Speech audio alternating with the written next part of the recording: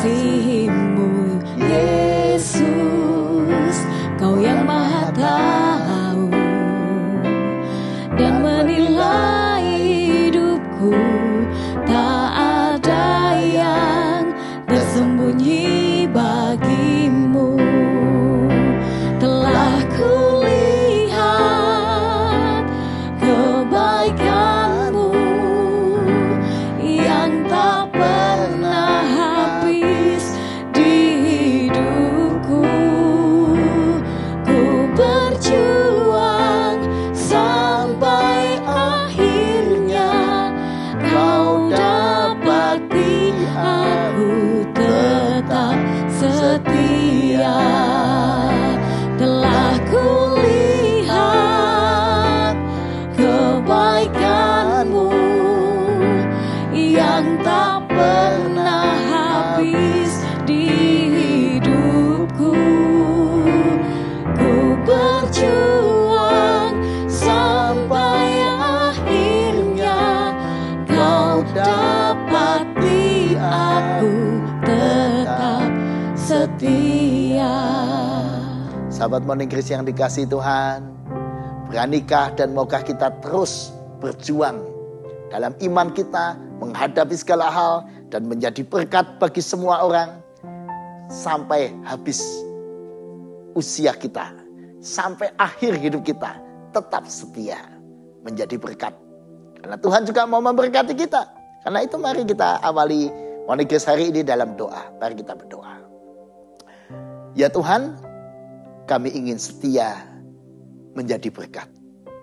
Kami ingin setia dipakai Tuhan menjadi alat-alat berkat bagi dunia ini. Karena dunia membutuhkan kehadiran Tuhan. Pakailah kami juga Tuhan. Dan kami mau Tuhan menjadi apapun yang Tuhan mau untuk kami lakukan. Supaya hidup kami berarti dan bahagia karena menjadi berkat. Kami sambut firman-Mu, biarlah firman itu melengkapi semangat kami tersebut. Terpujilah nama Tuhan. Amin. Sahabat Morning Grace yang dikasihi Tuhan, ada pengalaman perjumpaan yang mengubahkan. Pengalaman perjumpaan yang mengubahkan. Paling tidak saya punya 2 pengalaman yang saya lihat dengan mata kepala saya sendiri. Yang pertama sekitar tahun 81 sampai 84 kira-kira begitu. Ketika saya masih mengajar sekolah minggu. Dan kebetulan saya mengajar di sebuah pos. Di sebuah rumah kecil di kota Semarang. Dan di situ saya melihat perjumpaan yang mengubahkan. Beberapa anak-anak yang katakanlah anak-anak terlantar ya, anak-anak pinggir jalan, anak yang gak punya keluarga yang mendidik, itu ditampung di sebuah rumah yang sangat kecil oleh seorang ibu. Dan ibu itu merawat anak-anak itu seperti anaknya sendiri. Mendidik mereka, mengajari mereka dengan berbagai macam pelajaran. Dan singkatnya ibu itu mengubah hidup anak-anak di sana. Yang tadinya anak-anak nakal dan jalanan, sekarang terus-menerus mengalami pembaruan karena kehadiran sang ibu. Yang kemudian oleh anak-anak itu juga dipanggil sebagai ibu. Karena bagaikan seorang ibu yang melayani mereka, menghidupi mereka, mengarahkan hidup mereka. Itu perjumpaan yang mengubahkan. Pasti nasib anak-anak itu akan berbeda sebelum dan setelah berjumpa dengan ibu itu. Yang kedua, tahun sekitar 2005 atau 2006, saya berkesempatan datang di sebuah tempat asrama semacam itu, di mana di situ juga dididik anak-anak yang nakal tadinya, anak-anak yang bermasalah, anak-anak yang punya masa lalu yang buruk, sehingga mungkin orang tuanya tidak bisa mendidik, dan mungkin juga tidak ada lagi keluarga yang bisa merawat. Kebanyakan anak-anak bermasalah tadi dan sebagian besar memang anak-anak nakal ditaruh di asrama itu. Di situ ada seorang rohaniawan, seorang bapak rohaniawan yang baik hati, yang dengan disiplin tegas, tapi juga penuh kasih, tapi juga dengan pendidikan dan luar biasa. Pendek kata, relasi sang rohaniawan tersebut dengan anak-anak nakal itu mengubah hidup anak-anak itu. Dari yang tidak tahu aturan menjadi tahu hidup tertib, benar, sehat, dan ada jam belajar yang rutin, dan kehidupan mereka diubahkan. Maka anak-anak itu terus yang tadinya sebagian mungkin putus sekolah, sekarang bisa bersekolah dengan baik dan mencapai masa depan mereka masing-masing. Andai kata sejarah anak-anak itu dirunut dan dicatat, pasti sebuah sejarah yang hebat. Kenapa? Dari tadinya anak-anak nggak punya harapan, menjadi anak-anak punya harapan dan masa depan yang baik dan menjadi berkat. Nah, dua perjumpaan yang mengubahkan itu membuat saya teringat dengan Matius 13 ayat 31 sampai 33. Matius 13 ayat 31 sampai 33 juga mestinya menjadi pengalaman yang mengubahkan hidup saudara dan saya juga seperti hidup anak-anak tadi. Yesus membentangkan suatu perumpamaan lain lagi kepada mereka. Katanya, hal kerajaan surga itu seumpama biji sesawi yang diambil dan ditaburkan orang di ladangnya. Memang biji itu yang paling kecil dari segala jenis benih. Tetapi apabila sudah tumbuh, sesawi itu lebih besar daripada sayuran yang lain, bahkan menjadi pohon, sehingga burung-burung di udara datang bersarang pada cabang-cabangnya. Dan ia menceritakan perumpamaan ini juga kepada mereka. Hal kerajaan surga itu seumpama ragi yang diambil seorang perempuan dan diadukan ke dalam tepung terigu 3 sukat sampai khamir seluruhnya. Dan dikasih Tuhan, perumpamaan Tuhan Yesus dalam Matius 13 ayat 31-33 itu menggambarkan kerajaan surga itu seumpama biji sesawi. Yang kedua, kerajaan surga seumpama ragi. Kedua-duanya membawa efek yang dahsyat. Karena biji sesawi itu menghasilkan pertumbuhan. Dan pertumbuhan biji menjadi pohon.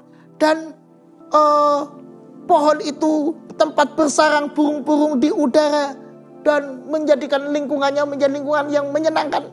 Ya bayangin, tadinya lingkungan yang gersang gak ada apa-apa, lalu karena biji itu tumbuh pohon, burung-burung bersarang di sana. Semua diberkati bukan cuma oleh pohon itu, bahkan binatang juga mendapat berkat. Ini mengingatkan kita pada iman atau relasi kita dengan Tuhan. Kalau kita sungguh menerima Tuhan dalam hidup kita, maka relasi kita dengan Tuhan itu akan mengubah hidup kita. Dari kehidupan yang gersang, tumbuh menjadi iman itu tumbuh dalam bentuk perbuatan, sikap, karakter, dan cara hidup yang baik. Lalu menjadi berkat. Sehingga burung-burung di udara di dalam teks kita, ini berarti sekeliling kita menjadi datang kepada kita dan menikmati berkat Tuhan melalui hidup kita. Pendek kata, orang yang mengalami relasi atau perjumpaan dengan Tuhan, harusnya imannya itu menghasilkan perubahan yang dahsyat dalam dirinya. Ada yang bertumbuh dalam hidupnya. Semua yang baik bertumbuh, sifat-sifat yang baik makin seperti Kristus. Dan karena ada pertumbuhan iman itulah maka orang-orang bisa menikmati relasi dengan kita juga. Relasi dengan Tuhan yang baik. Menghasilkan relasi dengan sesama yang baik. Dan menjadi berkat buat orang-orang sekeliling kita. Itulah dampak kehadiran Tuhan yang diterima dalam hidup kita. Relasi kita dengan Tuhan harusnya berdampak dahsyat. Lalu juga digambarkan dalam perumpamaan yang kedua dalam ayat 33. Hal kerajaan surga itu seumpama ragi yang membuat seluruh adonan tepung terigu itu khamir seluruhnya. Atau diwarnai, mengembang. Ibarat orang memasak roti, ragi itu membuat roti itu menjadi adonan yang bagus, menghasilkan roti yang mengembang dan indah. Yang mau saya katakan adalah kehadiran Allah yang diterima dalam hidup kita seperti ragi, yang akan mempengaruhi cara berpikir kita, ucapan kita, karena mempengaruhi hati dan pikiran kita, mempengaruhi seluruh aspek hidup kita, sehingga menjadi kehidupan yang berbeda dengan sebelumnya. Nah, inilah orang-orang yang diberkati Tuhan. Seperti tadi pengalaman saya anak-anak nakal, anak-anak yang gagal yang berjumpa dengan seorang ibu yang baik di kota Semarang. Yang kedua, pertemuan anak-anak nakal dan masa depan yang harusnya kurang bagus karena mereka anak-anak yang banyak yang bermasalah berjumpa dengan rohaniawan yang baik. Dua perjumpaan mengubah banyak anak-anak itu. Mestinya demikian juga dengan hidup kita ketika kita berelasi dengan Tuhan, menghasilkan perubahan yang nyata. Seperti benih biji sesawi yang kecil menghasilkan pohon, pohon yang menjadi tempat bersarang bagi burung-burung, dan begitu luar biasanya hidup orang yang bersama dengan Tuhan. Itu menggambarkan betapa hebat dan dahsyatnya Tuhan mampu mengubah kita kalau kita menerima Tuhan dalam hidup kita. Kalau anak-anak jalanan dan anak-anak nakal tadi mengalami masa depan bersama dengan orang-orang baik, maka relasi kita dengan Tuhan mestinya juga mendampak yang dahsyat dalam cara hidup kita ke depan. Maukah saudara saya hari ini mengalami relasi yang mengubahkan, relasi yang berdampak dahsyat? Tentu saja dahsyat. Bukan hanya hubungan kita dengan Tuhan itu dahsyat karena Allah baik pada kita, tapi dahsyat karena kehadiran Allah yang kita terima dalam hidup kita itu membuat kita itu memiliki masa depan yang baik, kehidupan yang baik, yang karenanya kita itu bisa menjadi berkat buat orang sekeliling kita, buat orang tua kita, buat suami kita, istri kita, anak-anak kita, sesama kita, tetangga kita. Jadi pertanyaannya, seberapa dahsyat dampak kehadiran Tuhan dalam hidup saudara? Dan seberapa dahsyat hidup saudara bagi orang lain? Apakah orang lain menikmati kehidupan yang diubahkan juga? Karena berjumpa dengan kita, karena berdialog dengan kita. Saudara bisa bayangkan ketika saya bertemu dengan ibu tadi di kota Semarang, saya baru berjumpa sebentar, saya terinspirasi, saya tergugah, saya merindukan, wah ini hidup yang betul-betul luar biasa. Saya harus belajar dari ibu itu.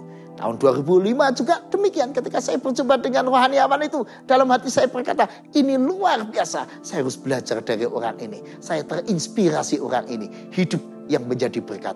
Nah, demikian juga hidup kita. Mari tiap kita juga menginspirasi anak-anak kita, menginspirasi orang-orang sekeliling kita, menginspirasi tetangga kita, menginspirasi teman kerja kita. Oh begitu ya orang yang mengalami perjumpaan dengan Tuhan, orang yang menerima Tuhan, orang yang mengaku dirinya beriman.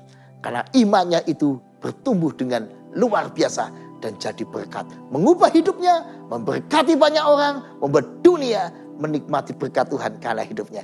Dan marilah ini terus menjadi estafet biji sesawi yang terus dunia bisa lalu belajar juga. Karena dunia ini membutuhkan iman. Dunia ini membutuhkan berkat Tuhan, perlindungan, penghiburan. Dan melalui siapa lagi? Ya melalui setiap orang yang pernah mengalami perjumpaan dengan Tuhan, yang hidupnya diubahkan.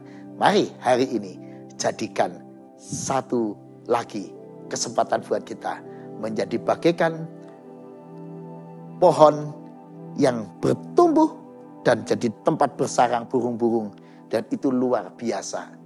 Biji sesawi menjadi pohon tempat bersarang burung-burung. Itu sebuah perubahan dan dampak yang hebat. Jadikan hari ini berdampak hebat buat sesamamu. Jadikan hari ini ucapan kita berdampak hebat buat orang-orang yang susah.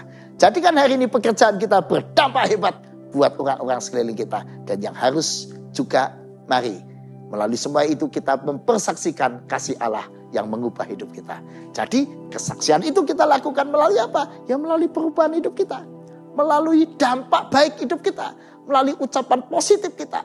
Melalui orang mendapatkan sesuatu yang baik dalam kehidupan kita. Mari kita pancarkan kasih Allah melalui kehidupan kita. Dan beranikah Anda berkata, selidiki aku Tuhan, lihat hatiku, apakah aku sungguh mengasihimu. Sebab kasih kepada Tuhan akan dilihat melalui dampak apa yang terjadi dalam hidup kita selanjutnya. Orang yang mengatakan aku mengasihi Tuhan, mestinya juga dampaknya jelas. Bisa ditangkap oleh orang lain dari kasihnya, dari sifatnya, dari wataknya yang lembut, dari kepribadiannya yang baik. Biarlah nama Tuhan dipermuliakan. Amin. Ya Tuhan, selidikilah hati kami.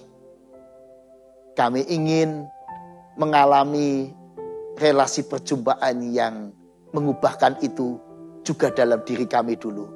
Juga bagi orang-orang sekeliling kami. Biarlah ini menjadi kesempatan bagi Tuhan juga memberkati banyak orang melalui kehidupan kami. Dan hari ini Tuhan kami mau jadi berkat buat orang sekeliling kami. Pakailah kami seturut kehendak-Mu. Amin. Sahabat Morning Grace, ayo. Mari kita yang sudah menikmati kasih dan kebaikan Tuhan kita bagikan buat dunia ini.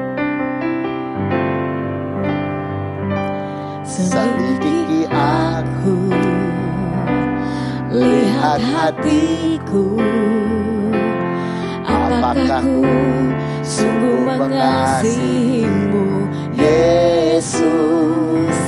Kau yang maha tahu dan menilai hidupku, tak ada yang tersembunyi bagimu.